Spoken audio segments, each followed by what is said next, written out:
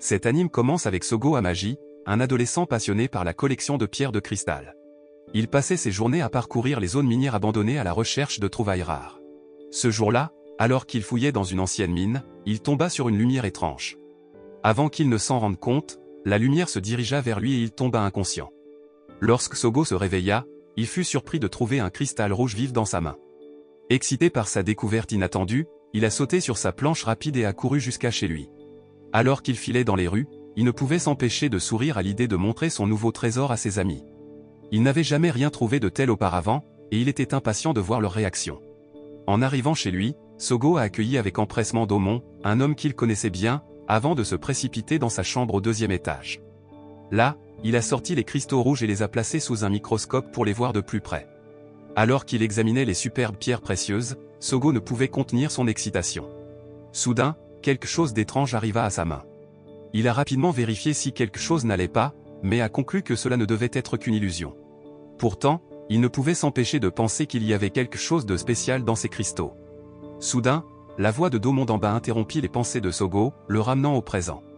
Là, Domon a demandé s'il avait déjà pris le petit déjeuner.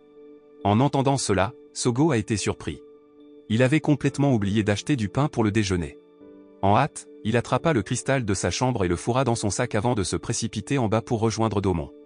Pendant ce temps, dans une installation militaire voisine, plusieurs officiers enquêtaient sur un objet mystérieux appelé Ulima. Ils ont décidé d'envoyer 3 robots humanoïdes avancés, connus sous le nom d'Armor, pour enquêter sur l'objet dans la mer qu'ils surveillaient. Un officier, Gus, a été choisi pour diriger l'expédition. Les armures étaient des machines très avancées, capables de combats rapprochés et à longue portée, et contrôlées par des opérateurs humains. Lorsque Sogo est arrivé à la boulangerie, il a été accueilli par la vendeuse, une femme nommée Sis, qui lui a tendu un sac plein de pain. Après cela, Sogo est rentré chez lui sur sa planche rapide. Soudain, le sac contenant le cristal rouge rebondit contre son dos. Mais alors qu'il s'approchait de sa maison, le cristal a soudainement explosé, envoyant une explosion d'énergie qui l'a envoyé voler de sa planche et s'écraser sur une fille debout sur le trottoir. La jeune fille, Kaon Lanchester, est tombée au sol sous l'impact. Sogo se leva rapidement, se précipitant à ses côtés pour voir si elle allait bien car il se sentait coupable de la collision accidentelle. De façon inattendue, alors que Sogo terminait à la boulangerie, Kaon a fait irruption dans le magasin, haletant et essoufflé.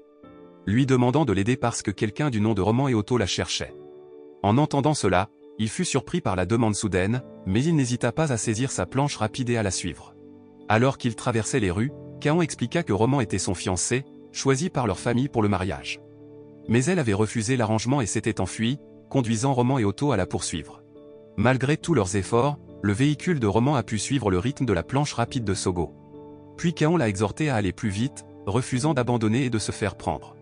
En entendant cela, il a poussé la planche rapide à ses limites, courant dans les rues dans une tentative désespérée de distancer leurs poursuivants. Mais l'insistance de Kaon à aller plus vite s'est avérée être leur perte. Sogo a perdu le contrôle de la planche rapide et a été tous deux éjectés, tombant dans une ancienne fosse minière. Miraculeusement, ils ont tous deux survécu à la chute mais se sont retrouvés au fond d'un trou profond et sombre.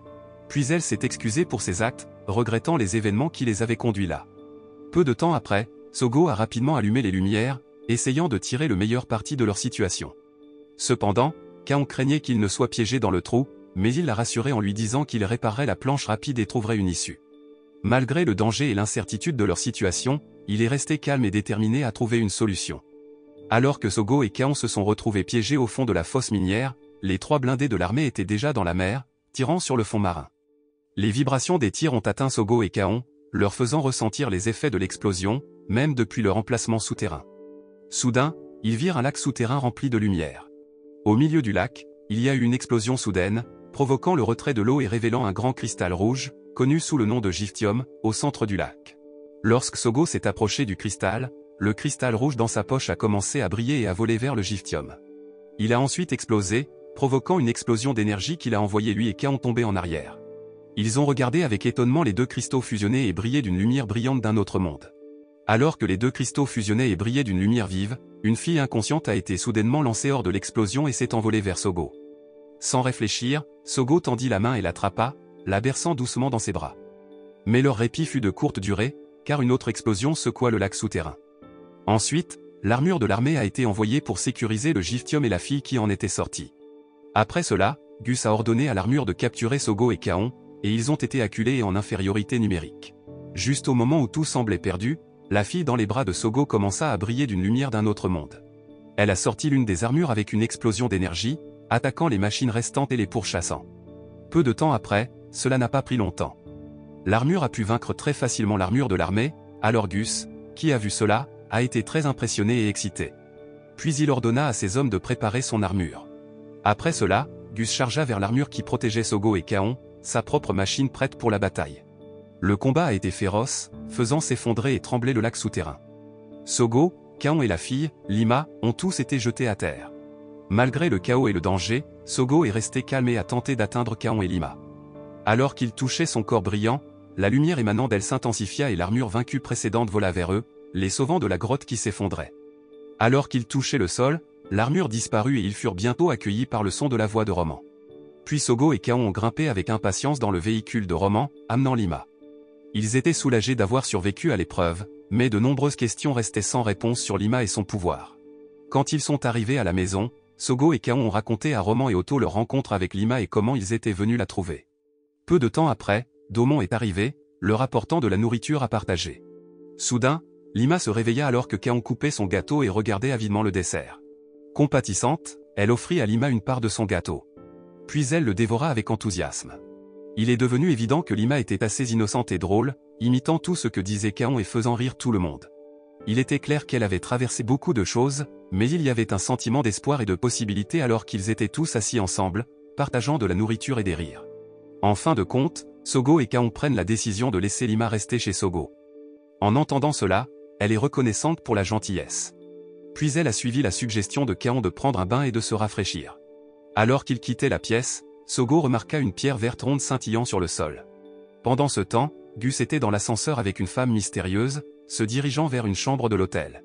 Quand ils sont arrivés, il a été surpris de trouver une armure légendaire qui l'attendait, avec le pouvoir de se battre à bout portant.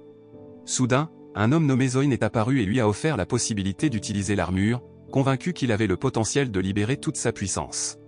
Puis Gus a accepté, mais à la condition qu'il puisse choisir sa propre équipe. De retour chez Sogo, Kaon aidait Lima à se baigner pendant que Sogo apportait la pierre verte qu'il avait trouvée pour lui montrer. Alors qu'il allumait l'outil de coupe et le pointait vers le rocher, il a été choqué quand il a soudainement changé de forme, se transformant en chenille.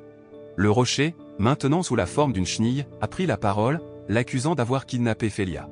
Il a été choqué d'apprendre que la fille qu'il avait sauvée s'appelait Félia. Cependant, la roche-chenille ne s'est pas arrêtée là, menaçant de changer à nouveau de forme et d'attaquer Sogo. Cependant, il semblait manquer de force et tomba plutôt mou.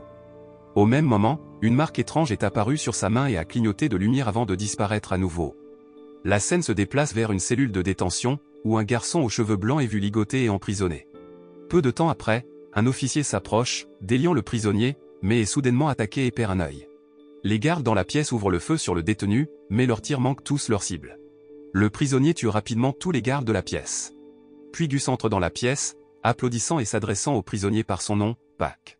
Pac est surpris de le voir, mais il devient clair que Gus lui a intentionnellement permis de s'échapper pour tester sa force et le recruter comme allié.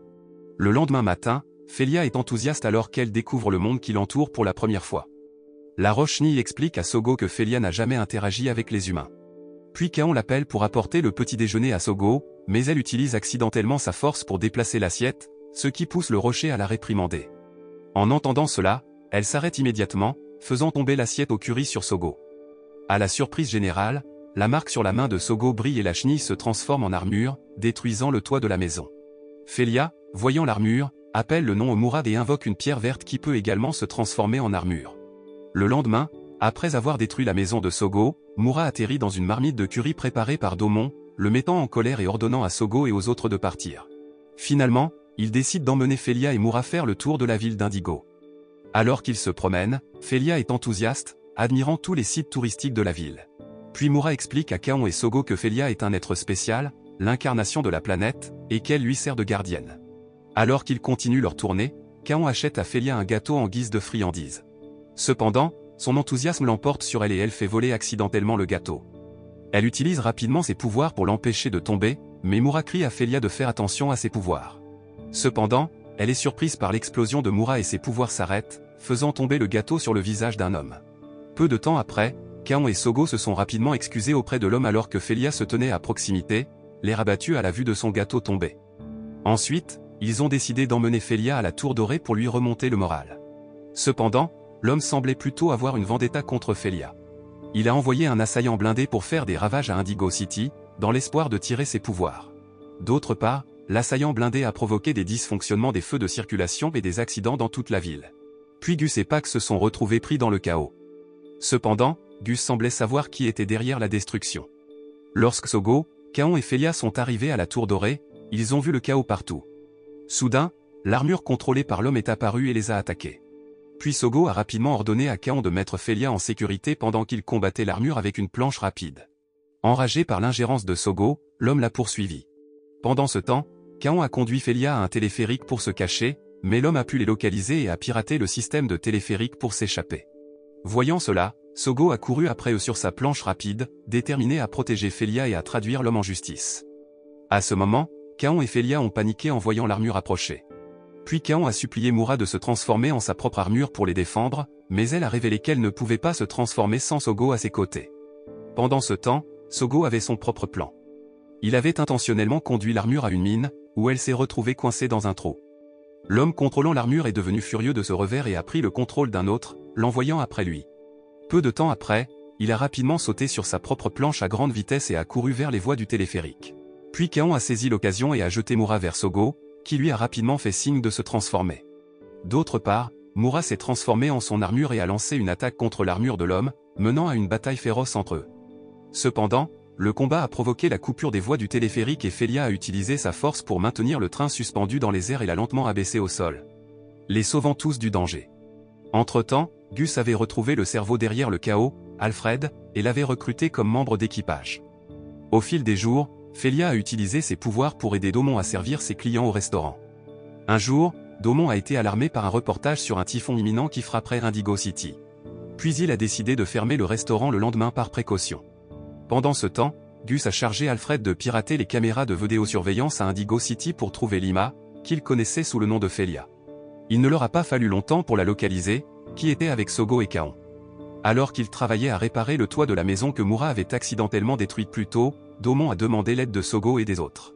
Sis est même venu donner un coup de main et a aidé à préparer la nourriture pour le repas. Pendant ce temps, Moura a continué à se plaindre de l'utilisation de ses pouvoirs par Félia, et Domon a demandé à Sogo s'il était impliqué dans quelque chose de dangereux. En entendant cela, il a menti et a dit non. Puis Kaon a invité Félia à la rejoindre dans le jardin pour récolter des légumes, et Félia a utilisé ses pouvoirs pour rendre la tâche plus agréable. Soudain, Roman est arrivé avec une étrange armure appelée Valor R7. Il a proposé d'aider Domon, mais il semblait qu'il n'avait aucune idée de la façon de faire fonctionner l'armure. À la fin, Roman a presque détruit la maison, mais Moura s'est rapidement transformé en son armure et a réussi à le retenir.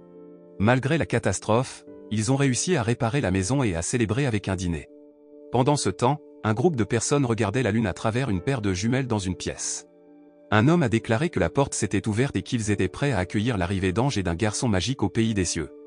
Le lendemain, Félia a rejoint à contre-séure Sogo et Kaon sur le chemin de l'école, mais il l'a finalement convaincu de rester à la maison pendant qu'ils allaient à l'école. Cependant, lorsqu'ils sont arrivés, ils ont constaté que l'école avait été fermée en raison de la tempête. Puis Kaon a suggéré qu'ils se mettent à l'abri jusqu'à ce que la pluie se calme. Pendant qu'ils attendaient, Kaon remarqua que Sogo semblait plongé dans ses pensées et lui demanda s'il avait quelque chose en tête. Il se confia à elle, lui disant que sa mère était au courant du cristal rouge, mais que personne d'autre ne semblait croire en son existence. Cela l'a rendu déterminé à prouver que le cristal rouge doit être quelque part. Pendant ce temps, à la maison, Félia était seule et attendait le retour de Sogo lorsque Gus et Pac sont arrivés et l'ont kidnappé. Voyant cela, Moura a poursuivi la voiture transportant Félia mais a été heurté par le véhicule à la place. Sogo, sentant que quelque chose n'allait pas, décida de rentrer chez lui. Quand il est arrivé, il a été choqué de voir l'état chaotique des meubles et a trouvé Moura, qui était dans un état échevelé, lui disant que Félia avait été kidnappée. En entendant cette nouvelle, Sogo a sauté sur sa planche à grande vitesse et a suivi les instructions de Moura, ce qui les a conduits à une mine abandonnée. Quand ils sont arrivés, ils ont trouvé un gros véhicule qui ressemblait à un char.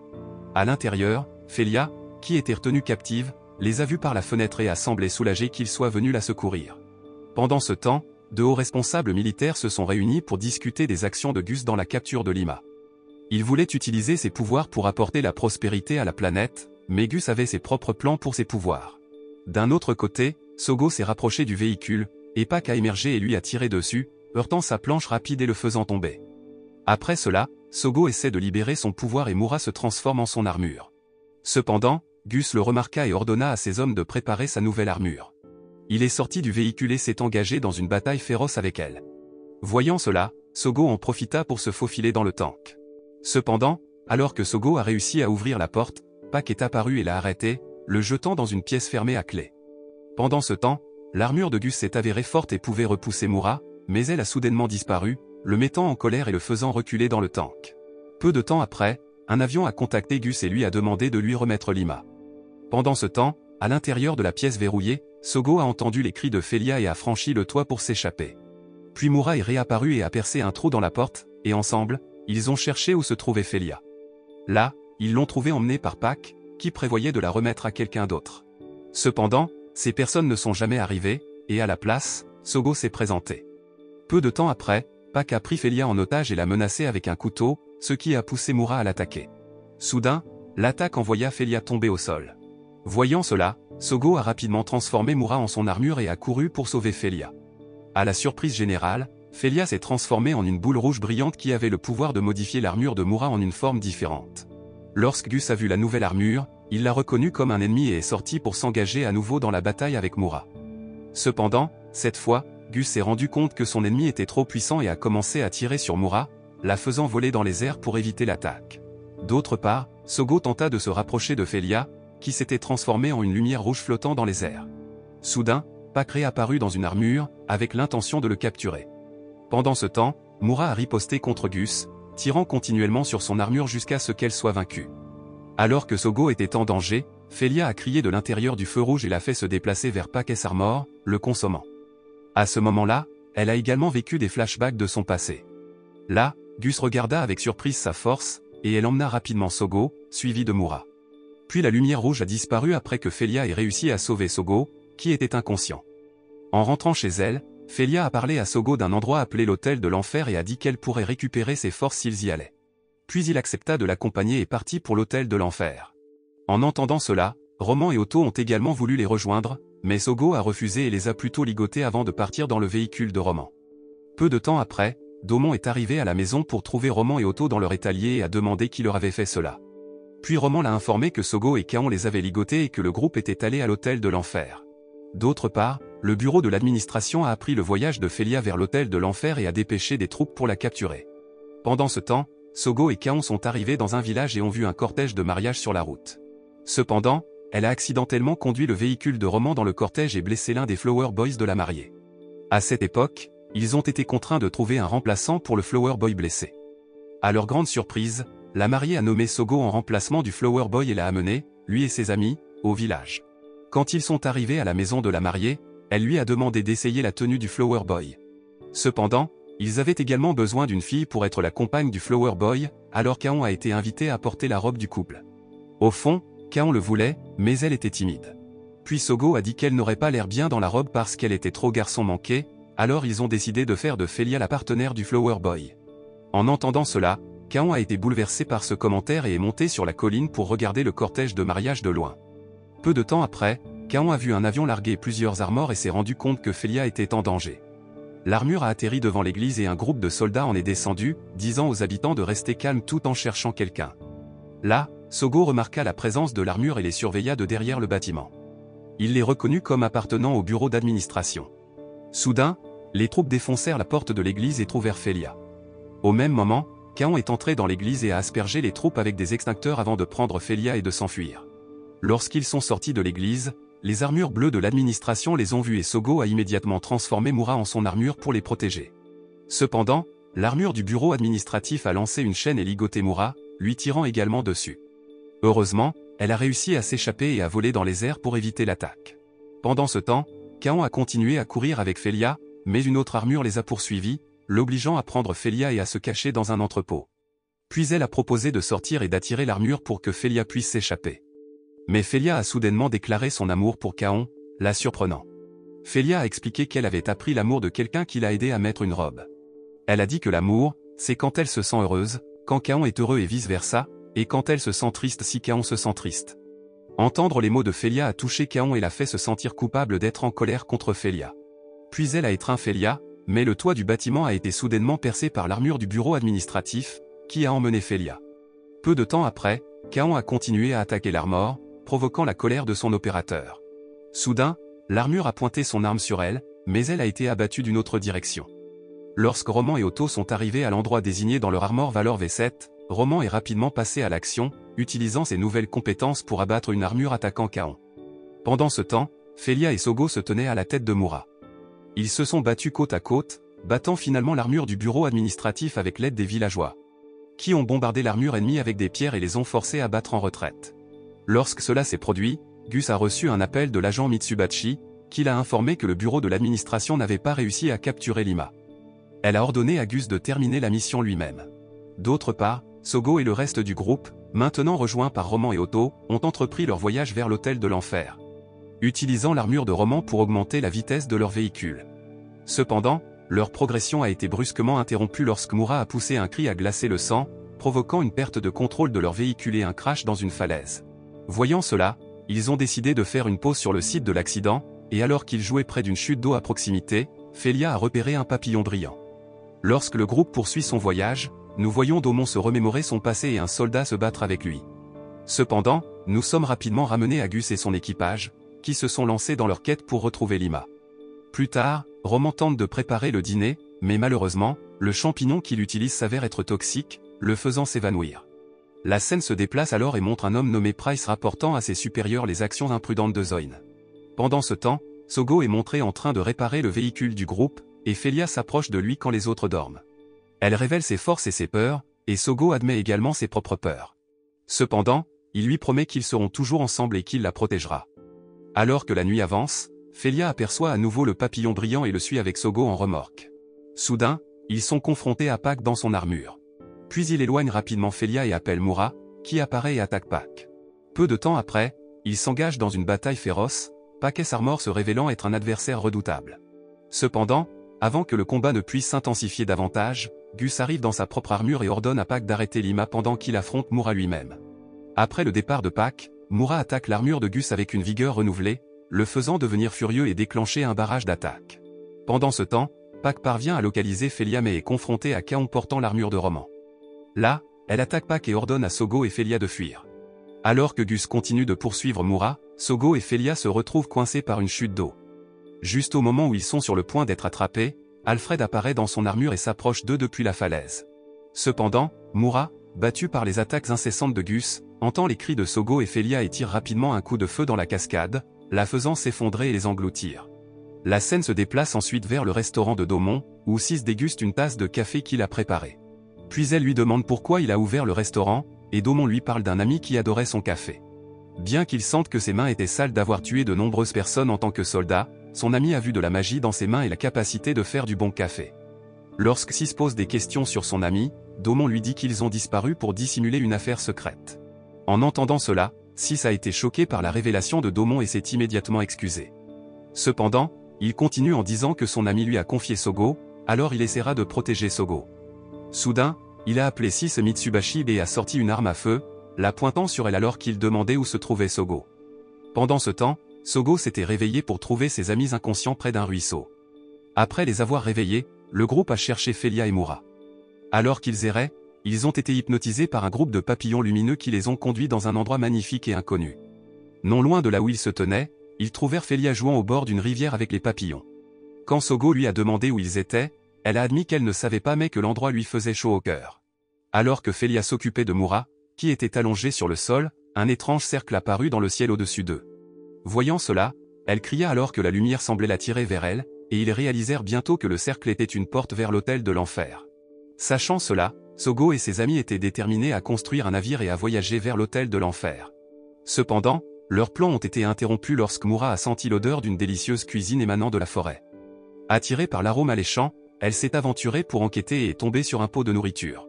Puis ils ont également suivi l'odeur et ont finalement trouvé Domon, qui leur avait préparé le repas. Alors que Domon rassemblait les ingrédients pour le repas, les souvenirs de son passé de soldat ont refait surface. Il se souvient avoir escorté un homme du nom de Zoin pour rencontrer Ena Amaji, la mère de Sogo et chercheuse. En cours de route, Zoin a partagé sa conviction que Lima, une puissance mystérieuse, pourrait apporter la prospérité à leur planète. Bien qu'il soit sceptique quant à la théorie, son devoir était d'éliminer quiconque se dressait sur le chemin de Zoin. Lorsqu'ils sont arrivés au bureau d'Ena, ils l'ont trouvé en train de faire des recherches tout en tenant un bébé Sogo. Puis elle a salué Zoin et a exprimé son désir de créer quelque chose qui réaliserait son rêve d'apporter la prospérité à la planète. Dans le présent, Sogo et ses amis avaient presque fini de construire leur navire lorsque Domon réapparut et le prévint de ne pas poursuivre sa mission. Domon a expliqué que les ennemis auxquels ils seraient confrontés étaient des soldats entraînés et a averti qu'ils rencontreraient probablement une fin futile s'ils persistaient. Soudain, Domon révéla à Sogo que le cristal rouge qu'il cherchait était le même qui avait causé la mort de sa mère. Malgré l'avertissement, Sogo est resté têtu et a déclaré que cela ne le concernait pas s'il mourait. Domon, frustré par son attitude, l'a frappé. Dans le passé, Ena avait recherché un cristal qui pourrait remplacer la ressource Giftium. Elle a finalement fait une percée et a nommé le cristal Lucifer.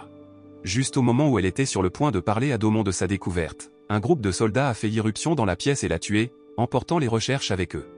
Il a été révélé que les soldats étaient les hommes de Zoin. Après les funérailles d'Ena, Domon entreprend de récupérer les recherches volées mais est attrapé par Zoin, qui lui a tiré dessus. Dans le présent, Sogo et Mura se tenaient au bord d'une falaise, regardant la porte menant à l'hôtel de l'enfer. Là, elle a partagé l'histoire d'elle et des origines de Félia, expliquant que lorsque la graine de vie est plantée sur une planète, un ange est né pour protéger et maintenir la vie de la planète. Elle a dit que Félia était l'un de ces anges et, en tant que tel, était l'incarnation d'une planète. Mura, né de la semence de la vie, était destiné à protéger Félia. En entendant cela, Sogo s'est rendu compte que chaque planète de l'univers devait avoir ses propres Félia et Mura. Puis Mura a expliqué que si Félia continuait à utiliser son pouvoir, elle se fanerait et disparaîtrait. Elle a dit qu'il devait se dépêcher vers l'hôtel de l'enfer pour que Félia puisse retrouver ses forces. Là, ils ont juré de protéger Félia. D'autre part, alors qu'il s'infiltrait chez Gus, Domon a attaqué son vieil ami et lui a pris sa carte d'identité. Il avait besoin de la carte pour faire affaire avec le bureau de l'administration. Voyant cela, il a été choqué que l'agresseur soit Domon, qui avait pris soin de lui depuis la mort de sa mère. La nuit suivante, Sogo, accompagné de Mura et Félia, quittait leurs amis et partait pour l'hôtel de l'enfer. En cours de route, Félia essaie de convaincre Sogo de ne pas se battre avec Domon, mais il insiste sur le fait que Domon n'est pas son père. Il a expliqué à Félia que Domon n'était qu'un ami de sa mère qui avait pris soin de lui. La scène passe au moment où Domon arrête sa voiture au point de contrôle du bureau de l'administration, et il présente la carte d'accès de Gus aux gardes. Mais la carte a été rejetée et Domon a reçu l'ordre de sortir de la voiture. En réponse, il a commencé à tirer sur les soldats qui gardaient le poste, même s'il a également reçu une balle dans le ventre.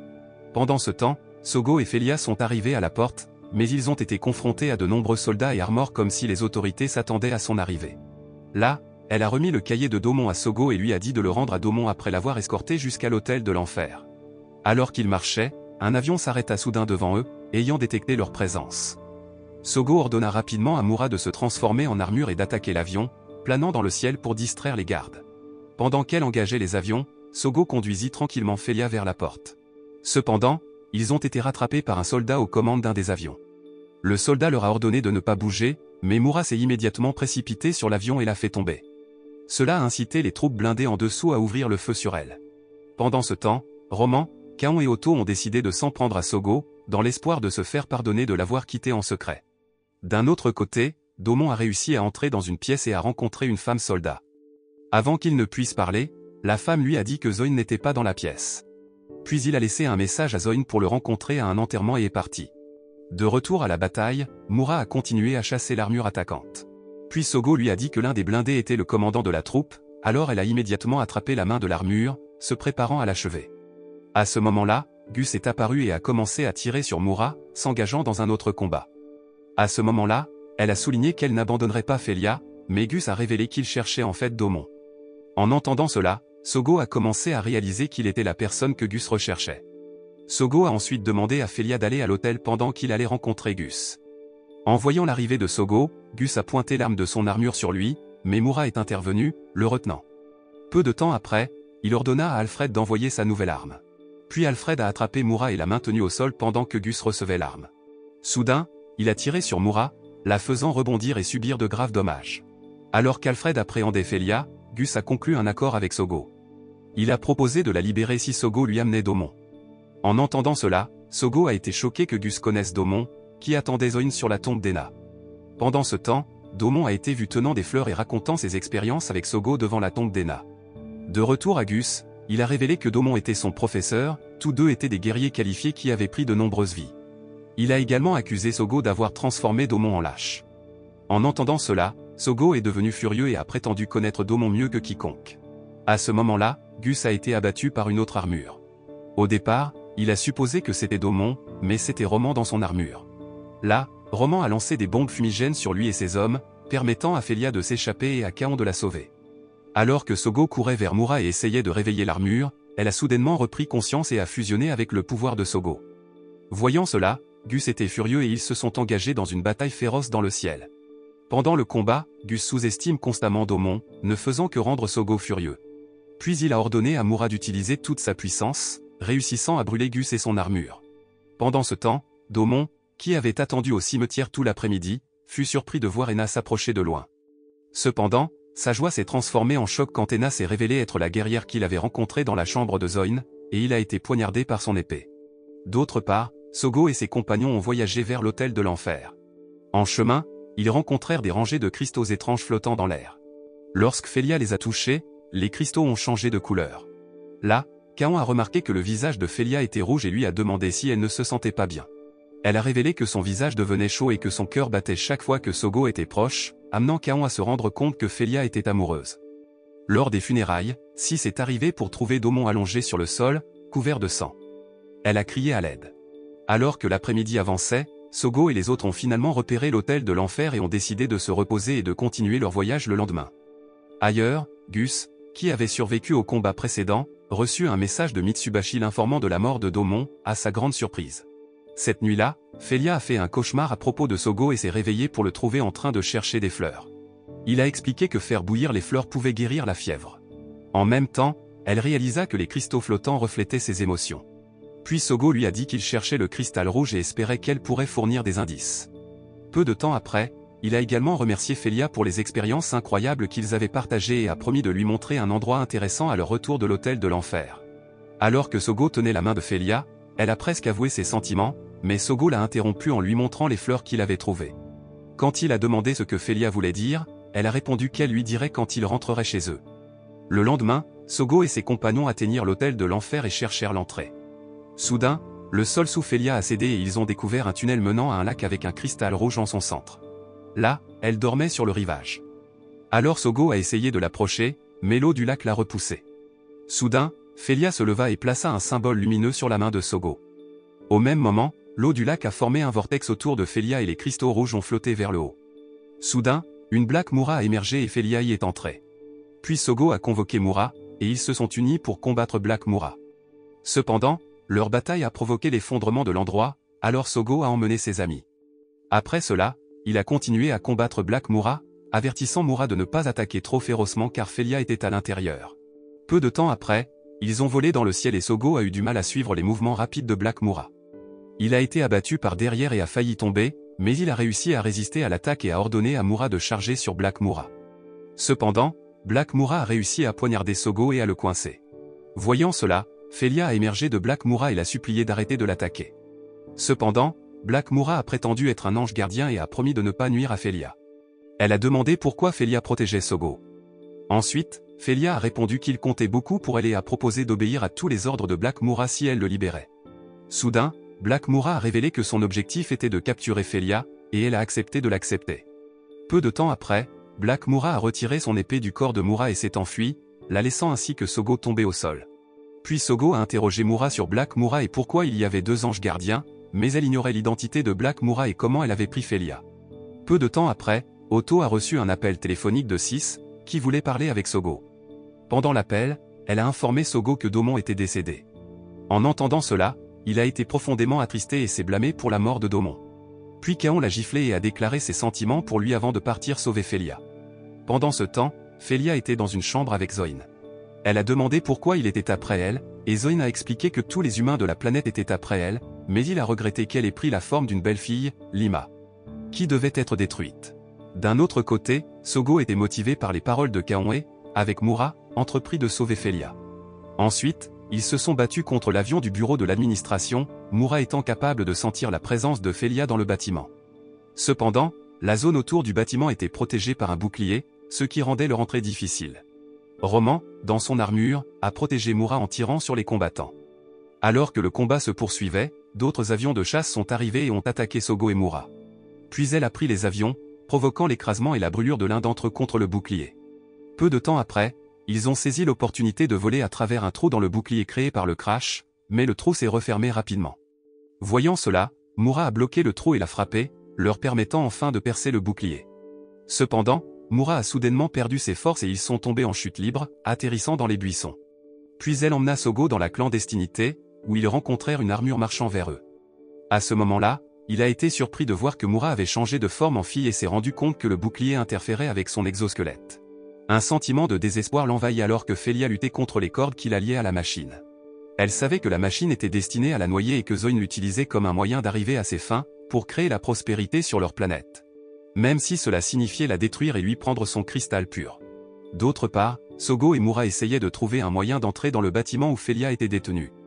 Ils savaient qu'ils devaient agir rapidement, mais les soldats du bureau de l'administration qui gardaient l'entrée rendaient cela presque impossible. Juste au moment où il semblait que tout espoir était perdu, un camion se précipita vers les gardes. De l'intérieur, Sis émergea, prête à affronter elle-même les gardes.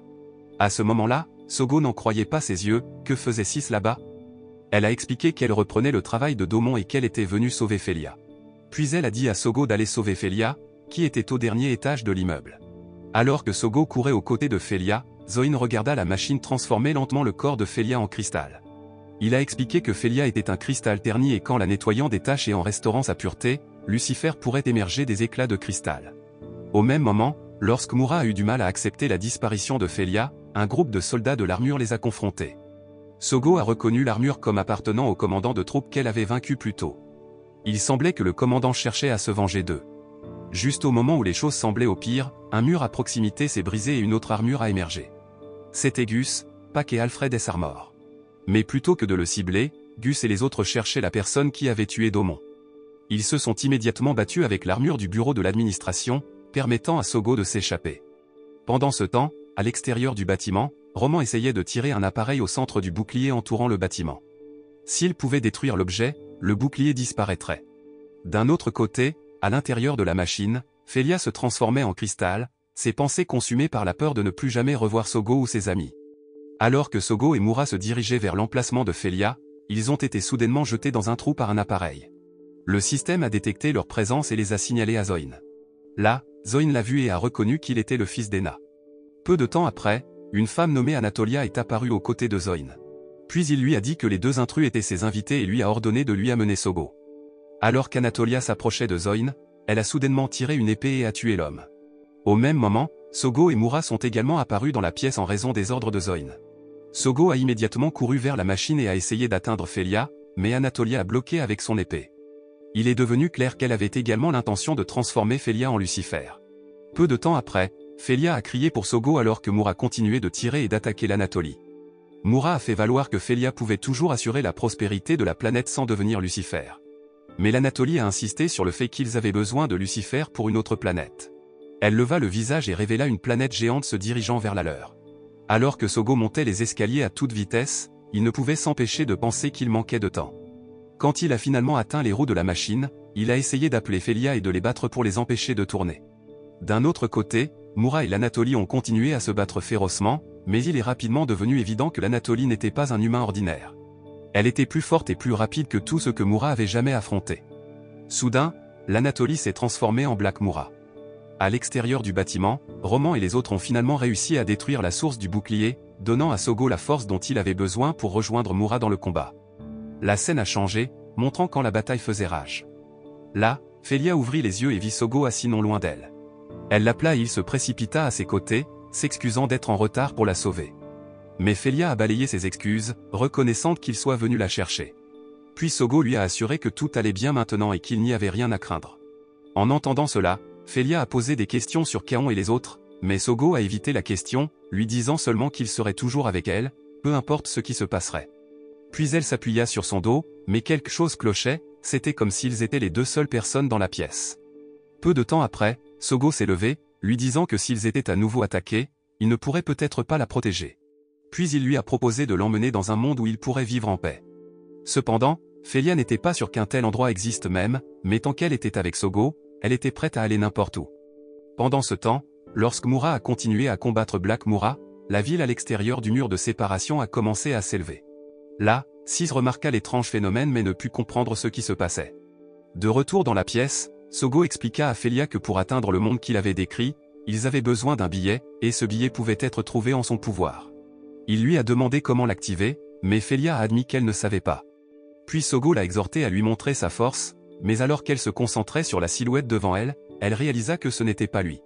C'était une ombre noire avec des yeux rouges effrayants. Elle entendit le vrai Sogo l'appeler et sut qu'elle devait trouver un moyen de se libérer. Dans le même temps, Mura a eu du mal à retirer le cristal rouge de la poitrine de Black Mura, et elle a finalement réussi à le retirer. Cependant, Black Mura n'a pas été vaincue si facilement. Elle a de nouveau attaqué Mura, faisant tomber et briser le cristal. Mura a riposté en poignardant Black Mura avec une épée et en la faisant exploser, provoquant la transformation de la bête en un animal ancien. Une fois le danger passé, Sogo a sauté et a étreint Felia, lui disant que tout était en sécurité maintenant. Mais soudain, un signe sur sa main s'est allumé et une voix a parlé, disant que Sogo était la personne qu'il recherchait.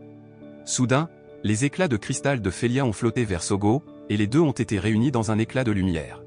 Alors que les éclats explosaient, Black Mura réapparut, absorbant Sogo dans son corps. Ensuite, Felia a réalisé que Sogo était la clé pour réaliser le rêve de Black Mura. Elle a demandé si Black Mura avait également besoin d'elle, mais la bête lui a dit qu'elle n'avait pas besoin d'un ange qui avait perdu ses pouvoirs. Sur ce, Black Mura s'est envolé, laissant un vortex dans son sillage. Peu de temps après, Mura a immédiatement attrapé Felia et a essayé de la sauver. Alors que Black Mura continuait de s'éloigner de la planète Gift, Felia a utilisé toutes ses forces restantes pour essayer d'arrêter le vortex. Mais il semblait que ses pouvoirs avaient complètement disparu. Pourtant, elle a insisté sur le fait que Mura devait sauver Sogo puisqu'il l'avait sauvé tant de fois auparavant. Peu de temps après, elle posa sa main sur la poitrine de Mura, canalisant toute sa force restante vers l'autre femme.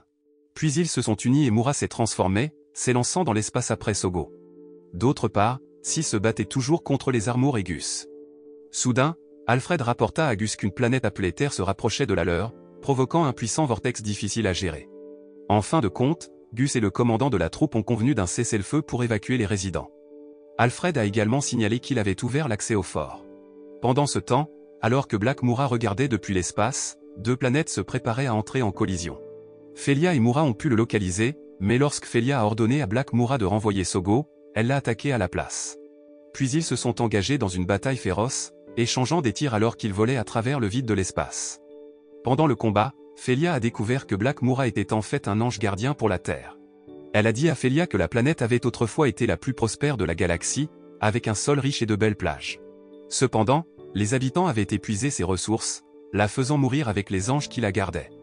Parce qu'elle a été abandonnée par ses compagnons anges, Black Mura a été laissée seule sur la planète mourante, pleine de désespoir.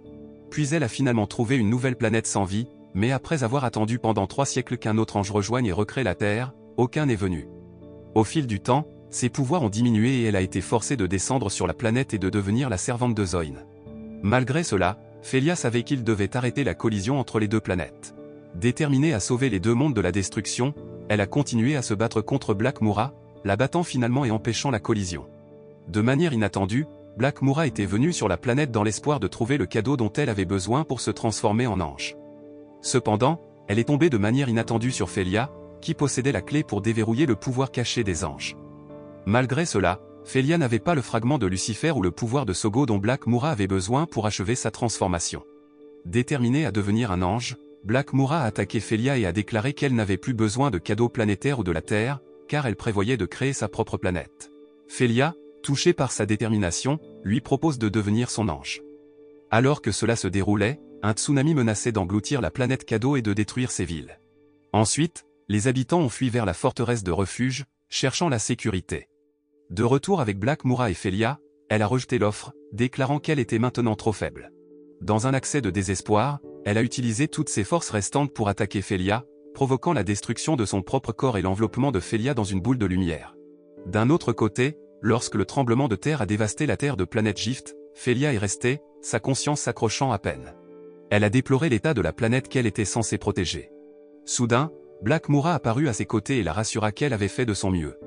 Peu de temps après, Felia a saisi le fragment de Lucifer et a dit à Black Mura qu'elle protégerait la planète où vivait Sogo. Comprenant que c'était sa dernière chance, Black Mura s'est lentement évanoui, disant au revoir à Felia alors qu'elle se dirigeait vers son propre corps. Alors Felia s'empara de Sogo et le supplia d'ouvrir les yeux.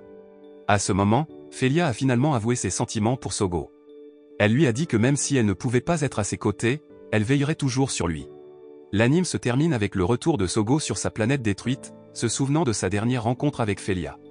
Il tient l'éclat de Lucifer et admet ses sentiments pour elle, regardant le ciel alors que la planète Terre s'éloigne. Et l'anime se termine. Le message moral que nous pouvons tirer de cet anime est l'importance de la persévérance et de la détermination. Les personnages Sogo, Felia et Black Mura le démontrent tous en se battant pour leurs causes respectives.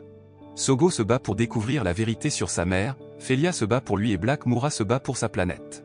Donc, nous ne devrions jamais abandonner quelque chose en quoi nous croyons, aussi difficile que cela puisse paraître.